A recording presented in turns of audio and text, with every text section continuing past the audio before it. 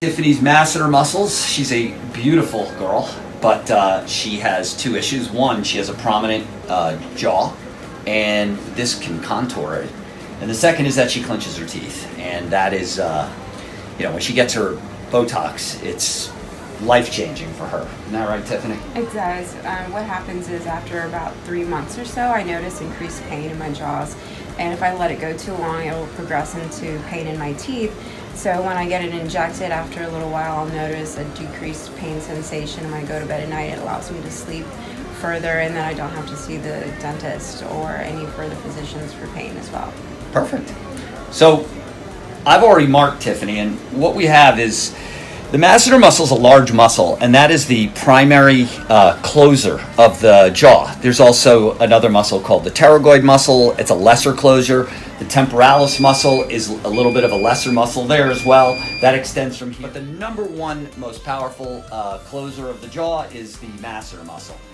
It's thick, and it has kind of two bellies. One is a more superficial belly, one is a deep belly. So when you inject the masseter muscle, you actually have to go through the skin and then pretty deep.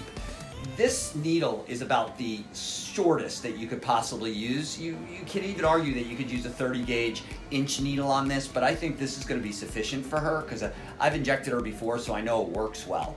And where I mark her is where the belly is most active. And you need to spread it out throughout that belly, but I don't inject too high because what happens is it can start distorting the smile, and if you're injecting too low, it really all you're injecting is the platysma muscle, and that's not helping her with her issue. So if I inject her in these sort of 5 locations where I just marked her out, she's going to get a ton of relief. And otherwise, clench your jaw. You can sort of see how rock hard and large that area is, but she's all marked out, and so we're just going to inject, and it's fairly straightforward. It's not painful. If you want ice, we can use ice, but for the most part, this is a very straightforward procedure, and it's not a painful procedure.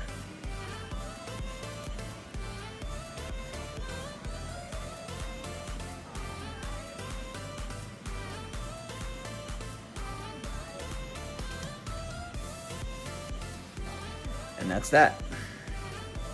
Not too bad, right? No. Good.